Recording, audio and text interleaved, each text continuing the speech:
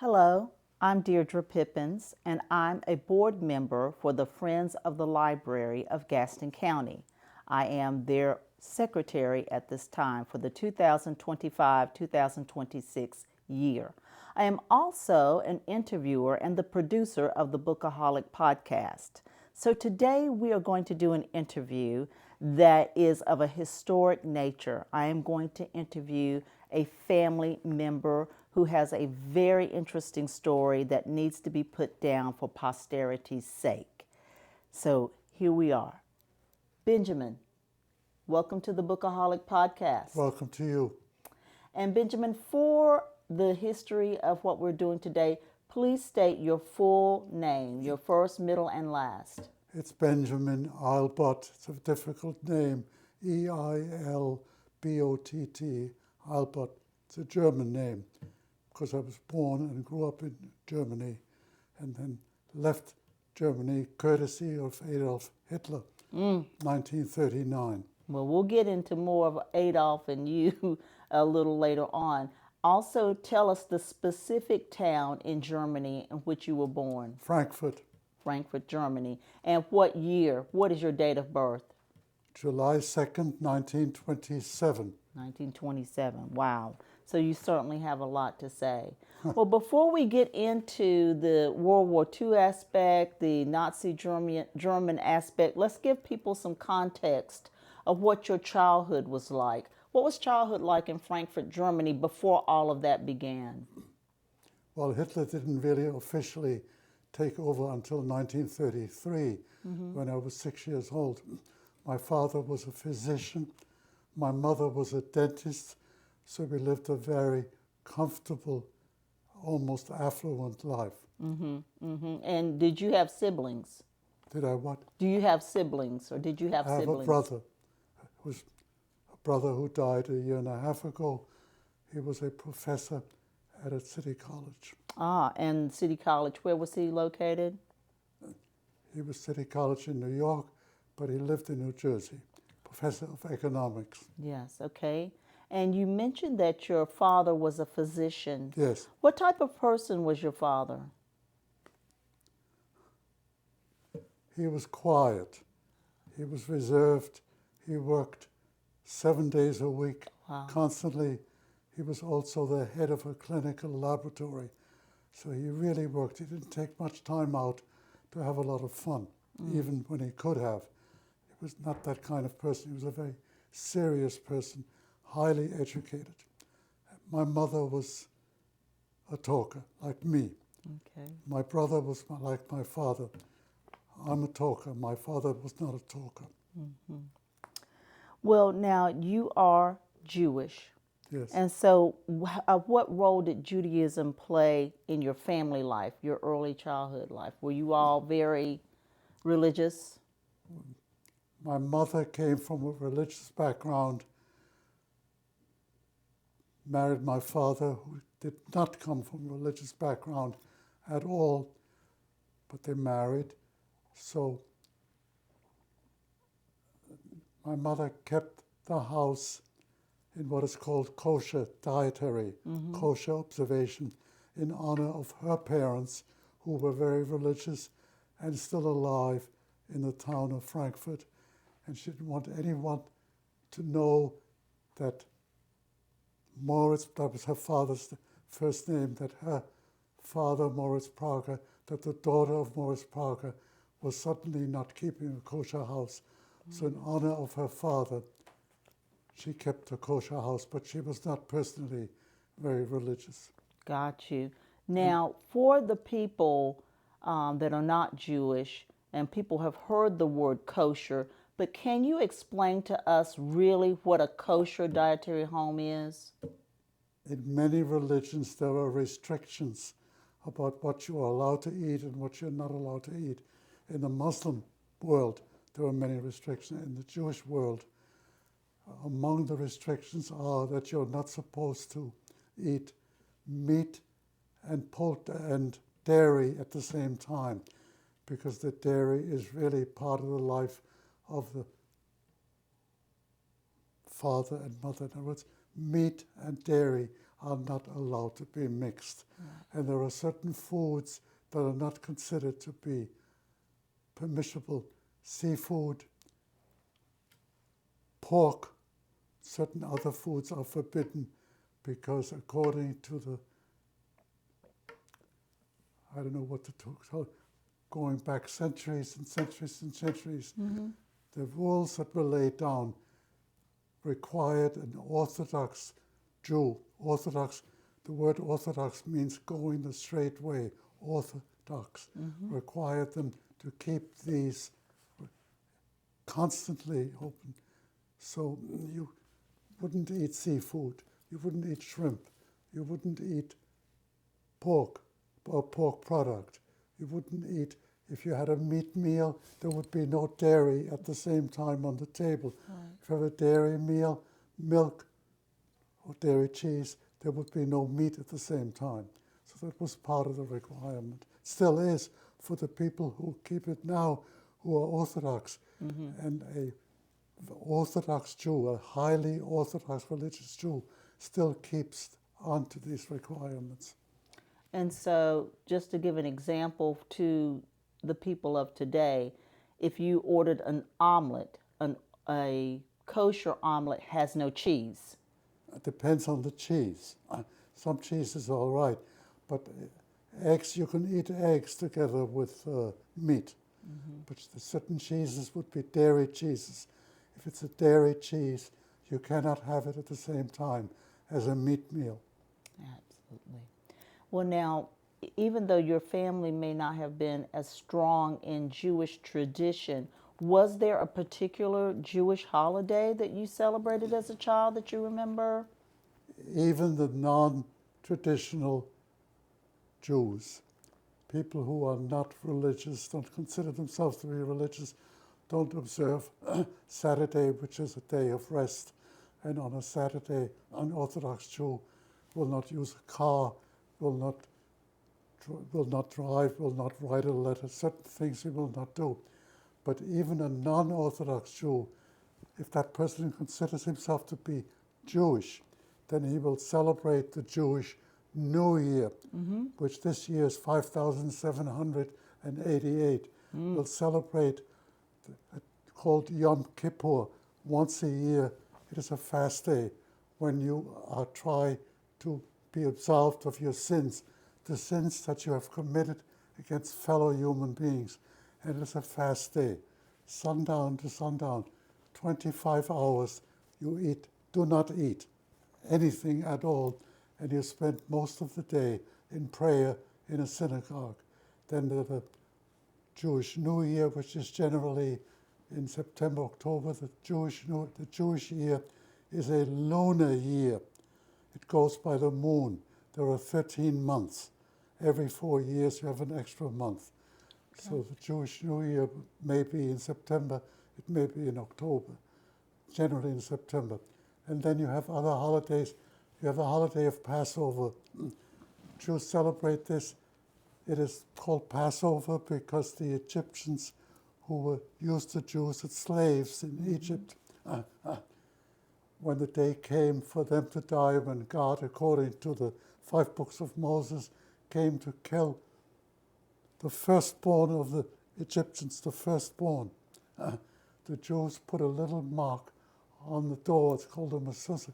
I have it on my door to let the angel of death know that a Jewish person lives here and pass over this place. Absolutely. And the firstborn that was the 10th plague for the Egyptians.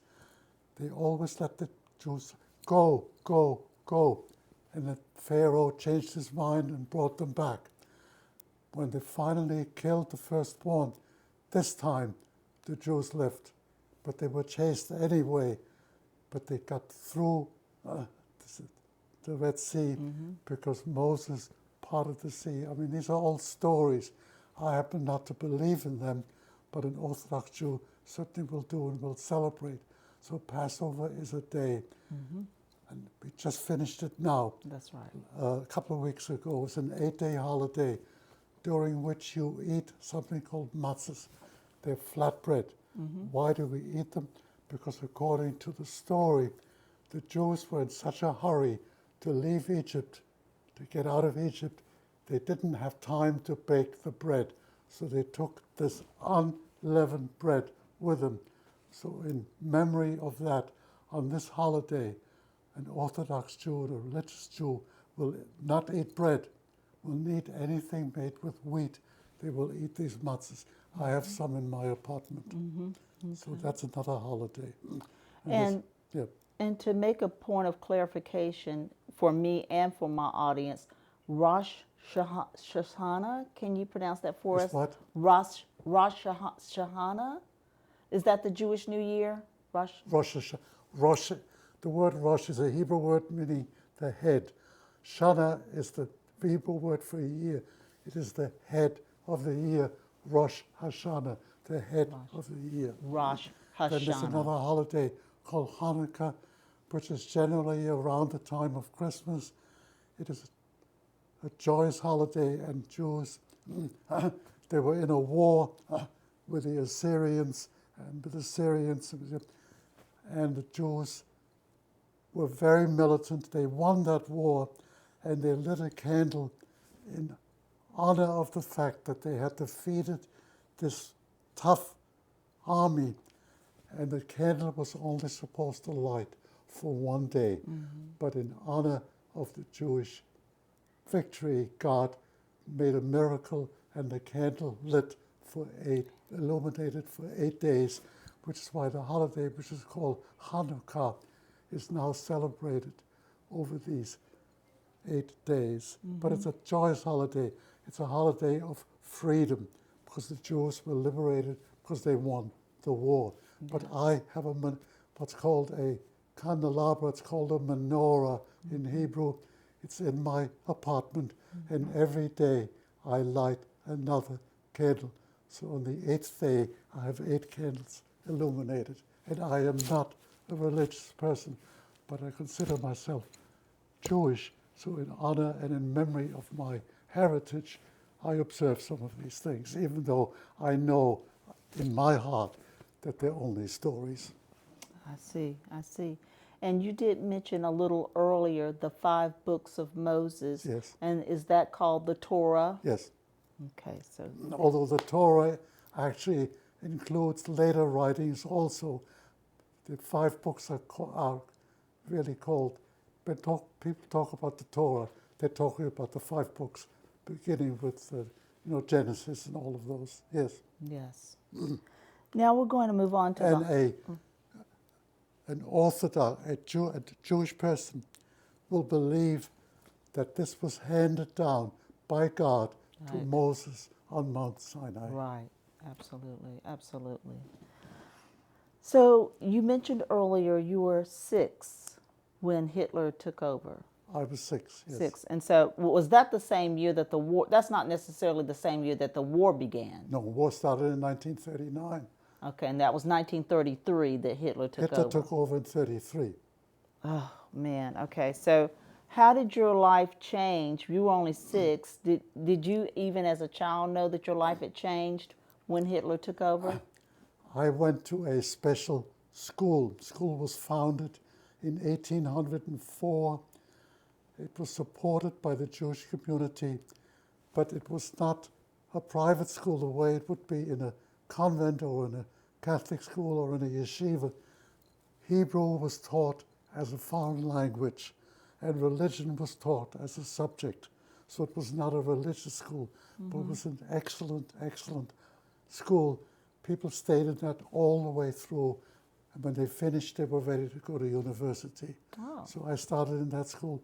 My wife went to that school, even though, it was boys and girls were separate. My wife's sister went to that school. Wow. Okay, Wow. anyway, my mother was a dentist. She was a dentist employed by the city of New York. She was a school dentist. When Hitler took over, the first thing that happened to my mother is that she was fired immediately because she was Jewish. Oh, wow. So that was the end of the job. Wow. So she was out of a job.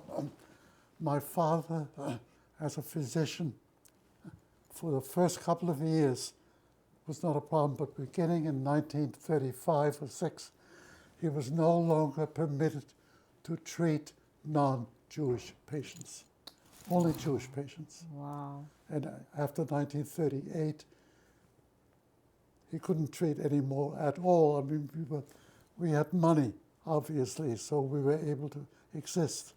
But for a lot of people, that was not that was difficult. We had my father was a real German.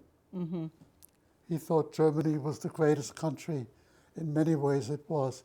In literature, in music, in the arts, Germany was it. And as far as my father was concerned, and people like him, Hitler, it will never happen.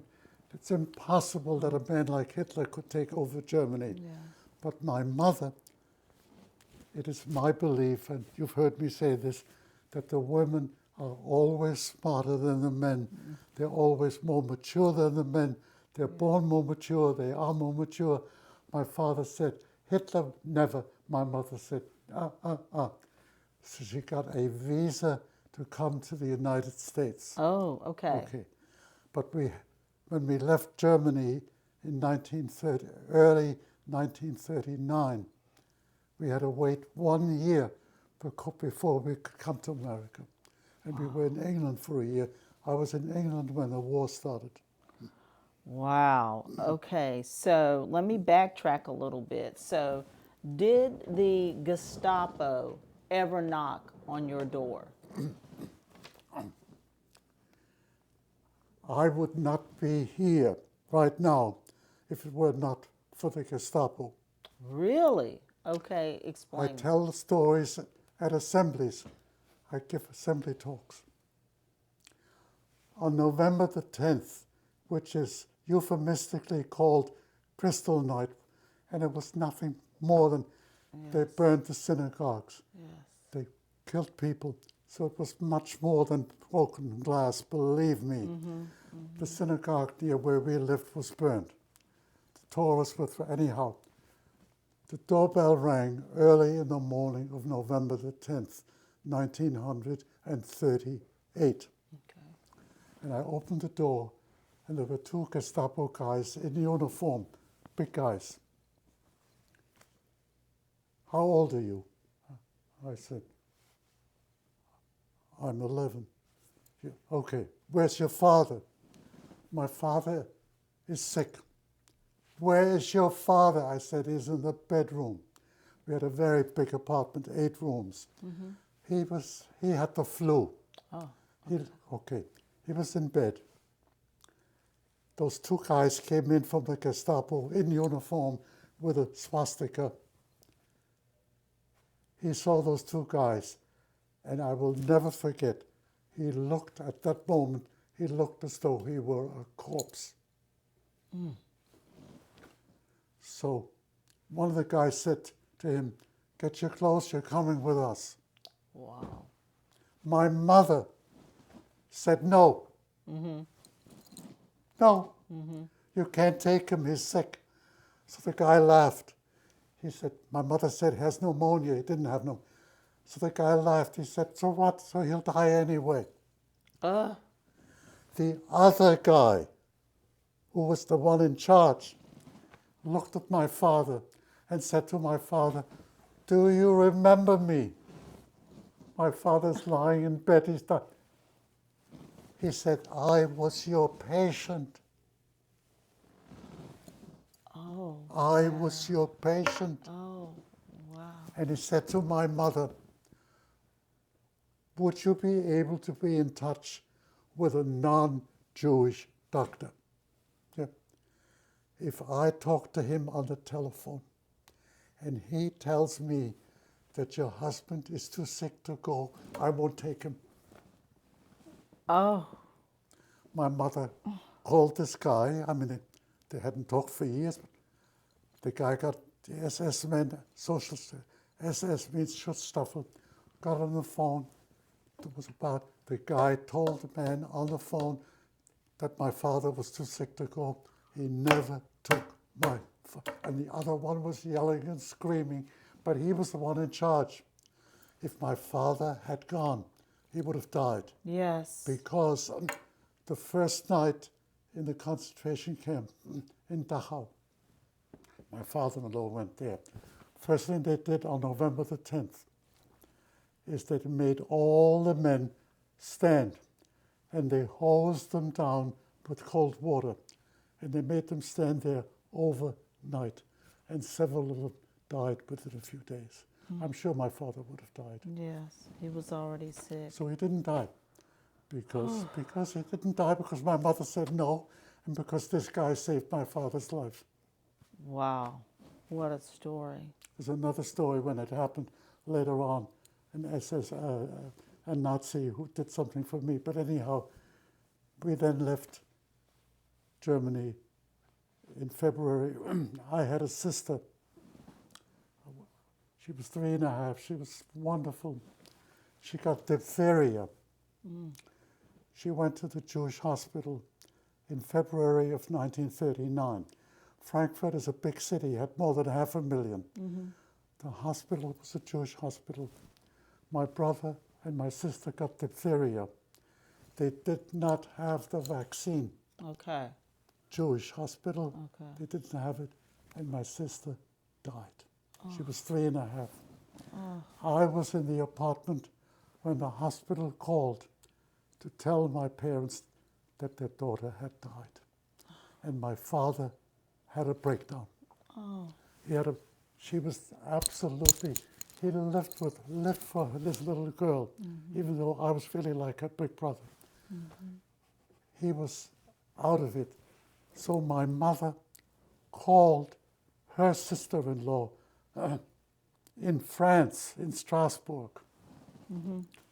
She called her that day when they got the phone call. She called her husband's sister's husband. She called there.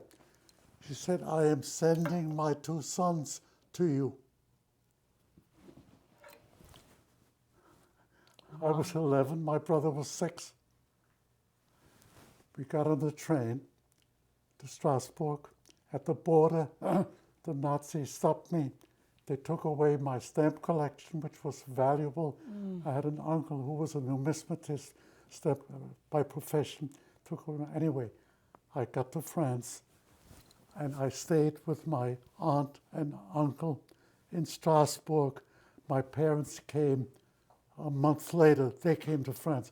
For the first couple of weeks, I lived there. I was 11 and a half. I went to school in France. I didn't know a word of French. I learned a little bit of French. And then they joined us in France, and we went from there to England, and we lived in London. When the war started in September, the British evacuated all the school children from London and put them into the country because they expected the Blitz. Yes, yes. So people around the country had to sign up. I'll take a boy, I'll take a girl, I'll do this, I'll do this.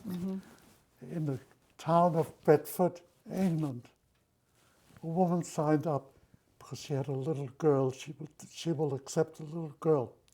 Instead, she got 2 young boys, German Jewish boys. Yes, yes. All of a sudden, she got 2, didn't speak any English. Believe me, I learned English very quickly. Absolutely. Because she didn't learn German. Right, right. So we stayed with her until it was time to leave to go to America.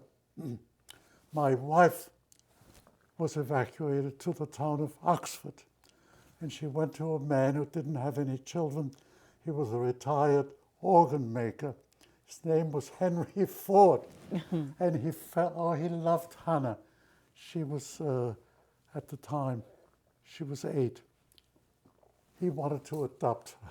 Anyhow, she left.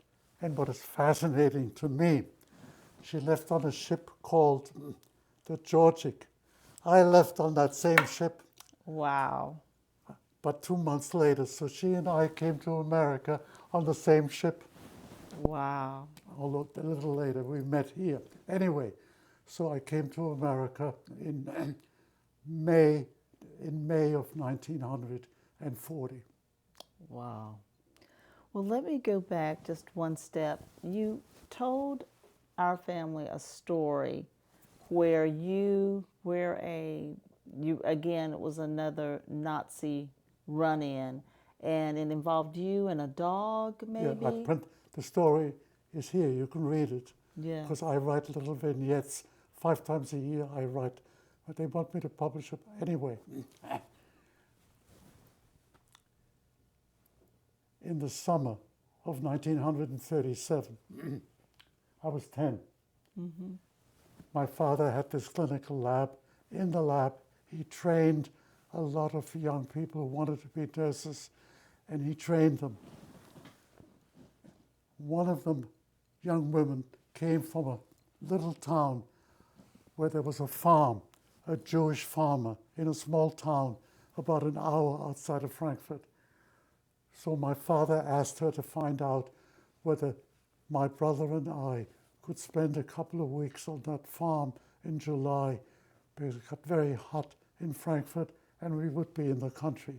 So my brother and I went to this farm, stayed there.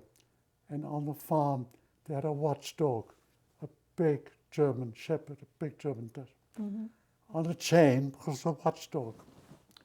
I love dogs. I love dogs.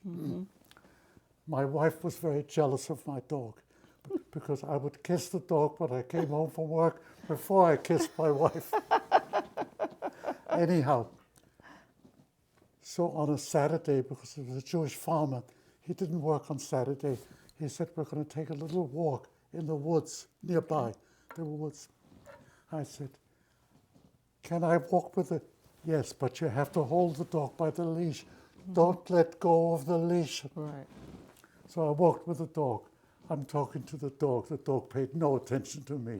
And I'm talking to the dog. I'm telling the dog I'm in love with. It didn't pay any attention. And then I did a terrible, terrible, terrible thing, which came this close to killing me. I decided, total stupidity, that I'm going to make believe that this dog was a pony, was a big dog. And I sat on the dog. Oh, yeah. The dog didn't want me sitting on him. Right. And I got off the dog.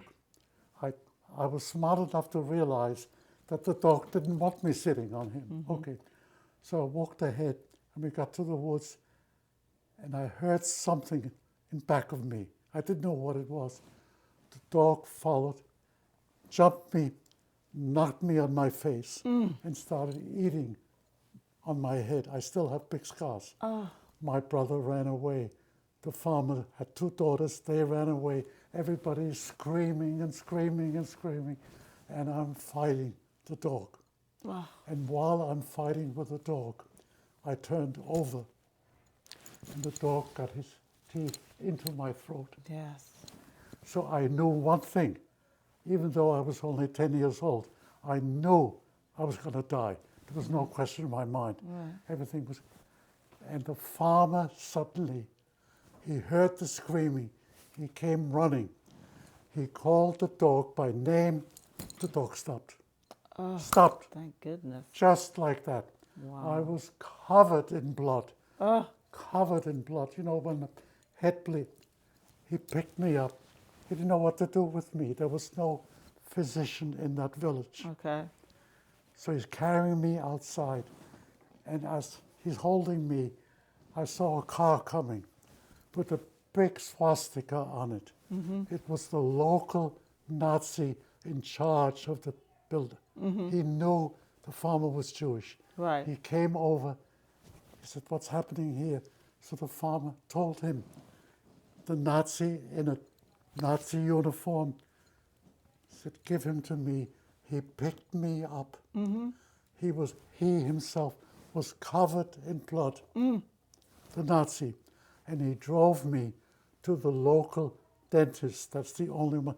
And the dentist put a lot of staples anyhow. But that local Nazi picked me up himself, totally covered in blood. And the final thing was, when I saw the Nazi car coming, I yelled, I remember, I said, Nazi, Nazi. And I got out of the farmer's arms and I went to hide behind the dog. Right. I went to hide behind the dog that was going to kill me. Right. Yes. Yes. Wow. Wow. So in this case, But I still love dogs. but this Nazi saved your life. Yeah, in a way, well. In a way, it's still terrible. I wasn't going to bleed to death, but in a way, yes. But it showed you that this Nazi had some human feelings. Yes, yes, yes. And that's to say, we see all these movies that recall the Holocaust time. We read all these books, at least I do, about the Holocaust. And, you're on pins and needles through the story, wondering, are the people going to get out? But even though it was still a terrifying time for Jewish people in Germany at that time, your family, as I understand what you've relayed today, was able to go to France to meet up with your aunt. Because we had money. Because you had money. If you lived in Poland, right, or you lived in Russia, like Fiddler on the Roof, the United States passed a law, Johnson Law, in 1923, an immigration law. Okay. If you were, forget about blank, you were not allowed to come to the United States unless you could prove that you could work here and not be a burden on the economy. You had to have a job. And you had to have somebody here who would vouch for you. What does the Jewish guy in the middle of Russia, he doesn't know anybody in America. Right. He has nobody to vouch for him. Doesn't have any money to come here and work here. Right. Not allowed to. Okay.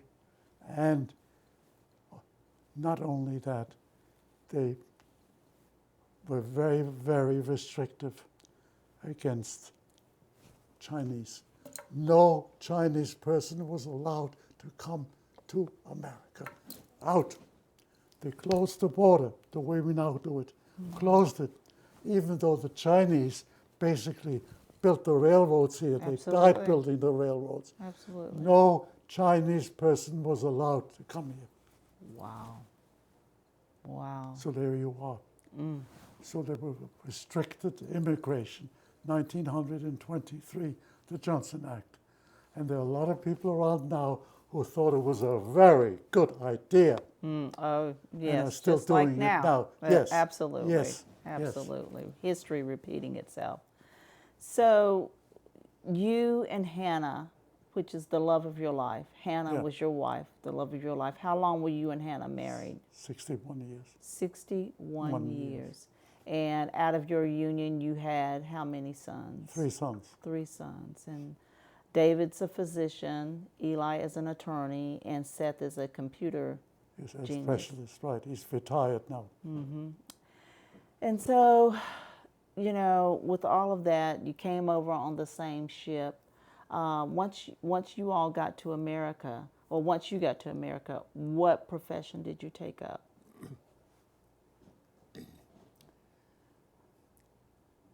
I started working with children when I was 16 years old.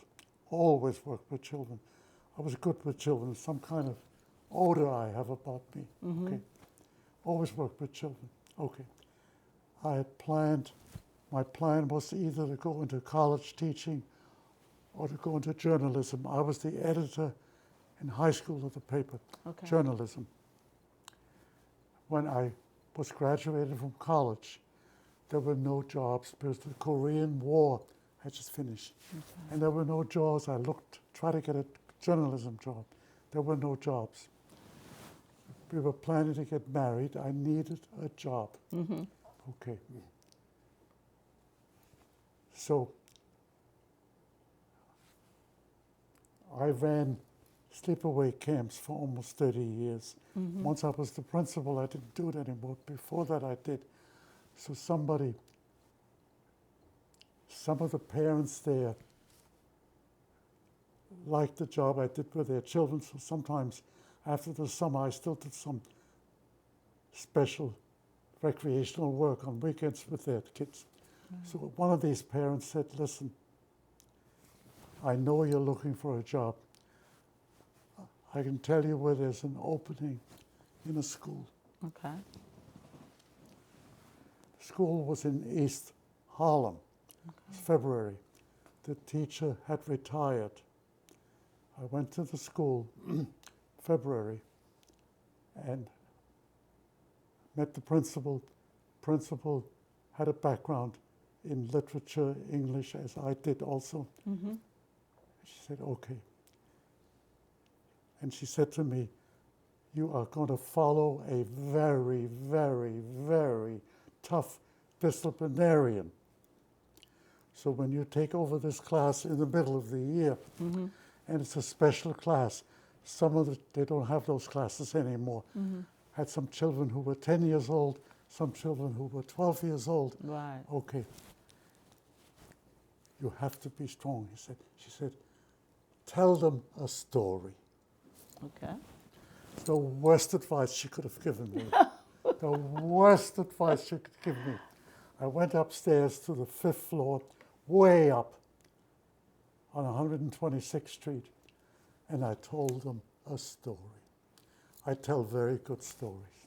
And everybody sat there. They're listening to the story. They're listening to the story. Oh. Well, sooner or later, the story has to finish. Right. The story finished. And all hell broke loose. Oh, no. All hell broke loose. Okay. And Leroy picked up a window pole. You know that story? No. We had 9-foot ceilings. Okay. And at the end of the window pole is a little hook so you could pull the window down. Okay, yes. He started at the other side of the room and he used that window pole and he ran at me. What? He was gonna run me through. Oh, gosh. Good grief. Okay. I was young enough. I kicked it out of his hand, dropped the pole. He ran out of the room, ran downstairs. I had somebody notify him. Okay. He came back the next day, came up to me. I said, what is it, Lord? I said, speak up. Speak up. What about your mother? My mother said to tell you that I'm sorry. I said, is that what your mother? Well, I had to go to church. And what did you do in church? I had to say a lot of Hail Marys. I said, let me ask you something, Leroy.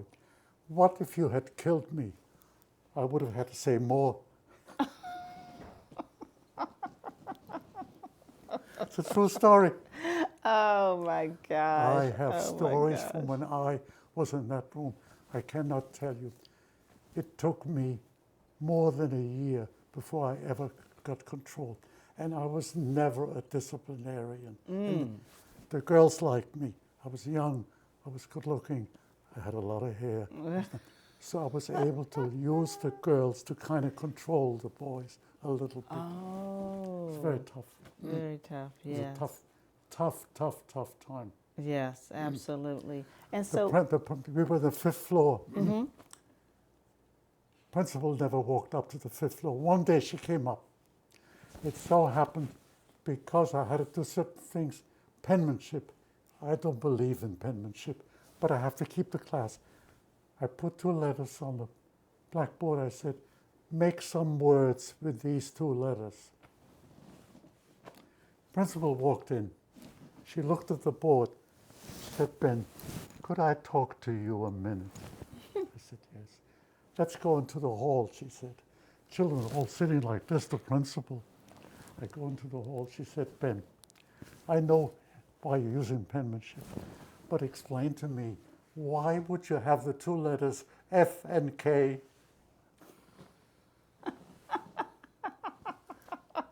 She said, they may not know a lot of things, but they know what those 2 letters mean. I know why I put those 2 letters there, because that's how I felt. F and K. oh, gosh. gosh. Oh, wow. Well, Ben, how long were you with these children? Because not only were you a teacher, but of course you ascended to be principal of I got schools. first assistant principal and then a principal. I had to take an exam for assistant principal, difficult exam, and then for principal. And I started in 1964. I was 37. I had a big school. I had the biggest elementary school in Manhattan, almost 2,000 children, primarily black and Dominican, not Puerto Rican, Dominican. Okay. When I started teaching, it was East Harlem, a lot of Puerto Rican. Anyway, the school where I started, okay, I don't know whether this fits into anything. It was in Upper Manhattan, Harlem, Washington Heights, the Heights. The school board had 9 members. They had a priest, no children. They had a rabbi who went to private school. They had 2 others who had no children. They were the school board. They were white. They lived way up. I don't know whether you know. Have you ever been, do you know where the cloisters are? Have you ever heard of them? No. All the way up, Upper Manhattan. Okay. On the tip of Manhattan, on the other side of the Bronx. Lily white. White. There was a time, there was a big strike in New York. Okay. And the school board now was given a budget. They didn't like the idea that the parents liked me. They knew how I felt about my school.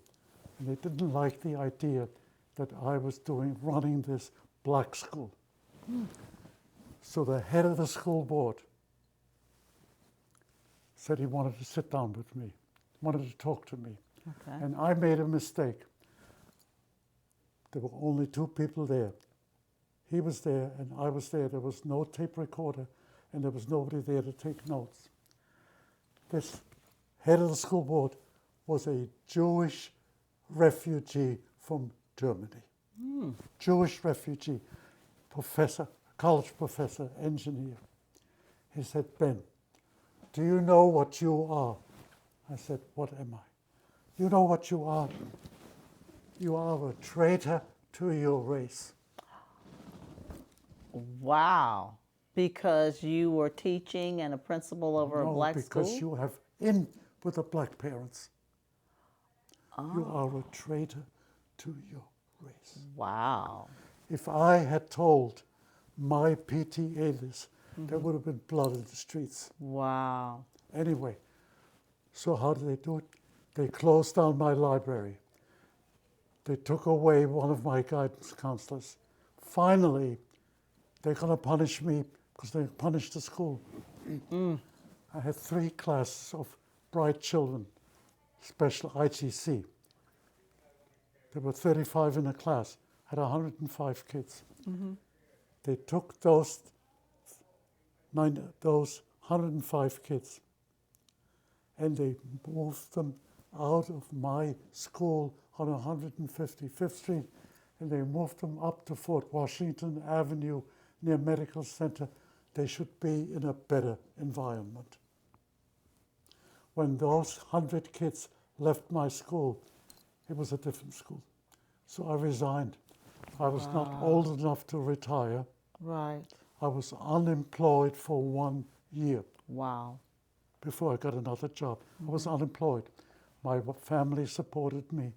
And my wife always made more money than I did. Always. Even when I was a principal, she made more money than I did. So I survived for 1 year, and then I got another job.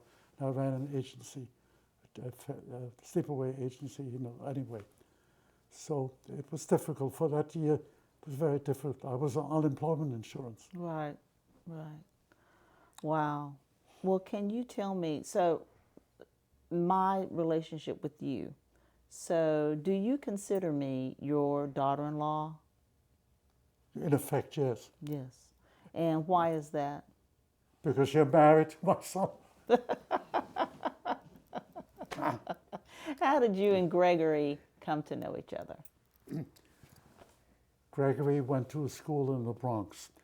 His mother sent him to that school because she had a sister there that was not a nice family over there, a lot of drugs over there. Mm-hmm. Gregory was not happy there. He went to a school over there which was obviously proved to be a lousy school. Mm-hmm. And I'll tell you in a minute how I knew. Mm-hmm. Anyway, Gregory ended up coming to my school at Piers 28. Mm-hmm. And he was old enough to be in the 3rd grade. The teacher of the 3rd grade, came to me early in September, said, "Ben, I got a kid there. Something is going on with the kid. He can't do anything except run around and run around and run around. Mm-hmm. That's all he does is run around." Mm-hmm. Mrs. Castilla, she was epileptic. I was supposed to have reported her. She wasn't supposed to be anyway. I said, "Let me talk to him." Mm-hmm. I took him into the office, sat with him, talked to him. Asked to read, couldn't read it. I said, "Why, you had trouble reading this?" Wow. I said, "Why don't we have your eyes looked at?" Mm-hmm. Did the school in the Bronx ever check your eyes? No. Yeah. We had him tested, and it turned out that he was legally blind. The damn school in the Bronx never, ever bothered. So we got him glasses. And the Chinese proverb is, never save anybody's life, because you will owe him forever.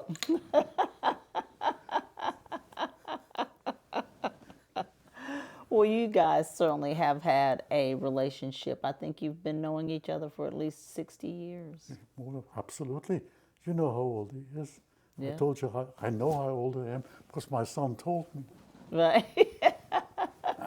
Well, I'm much younger than Gregory, thank God. So Ben. He was not an easy kid.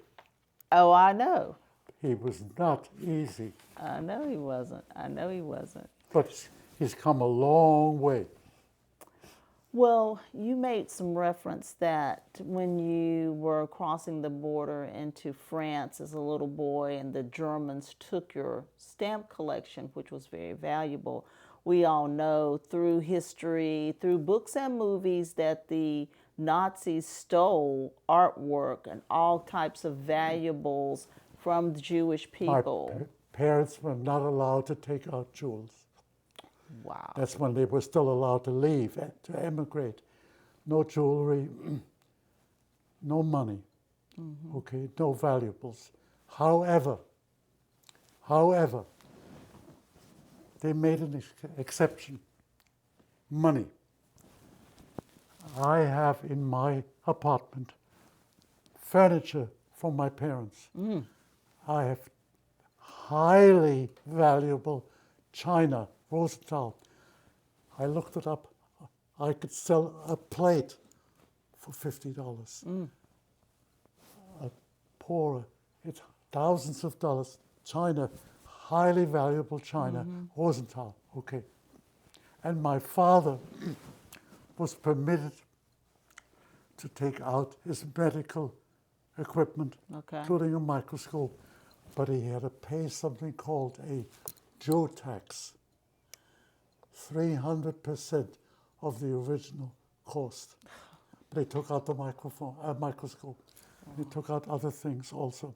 And my parents were able to get the furniture out, but no valuables.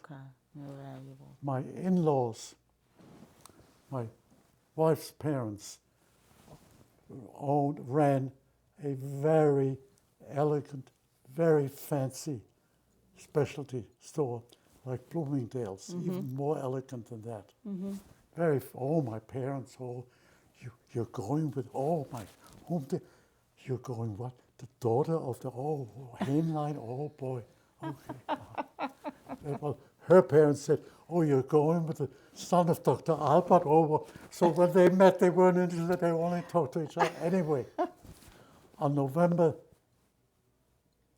the 10th, they smashed that store. It was a very expensive stuff. The employees, the non-Jewish employees, saved some of the stuff. Wow. Kept it till after the war. Wow. Amazing, amazing. There were always some people, look, when it comes down to it, never mind that people always like to step on somebody who's a little lower than they are. Absolutely. I understand that. Okay. By the way, the second day I was in the United States, on Amsterdam Avenue, I'm walking on Amsterdam Avenue, some Irish kids started chasing me. Christ killer, Christ killer. I didn't even know what they were talking about. Yeah. Okay, anyway, I can understand. I think what is fundamental, including today on the 8th of May, people don't get involved. No. They look the other way. Yes. Yes. That's why we are where we are. Right. They look the other way, even when it means what it means. Right. Right. Don't get me involved. Don't get Well, me involved. I know. Okay. I know. I know. So they will walk by, seeing somebody beaten in the street, keep on walking. There are not a lot of good Samaritans alive. No, not very many.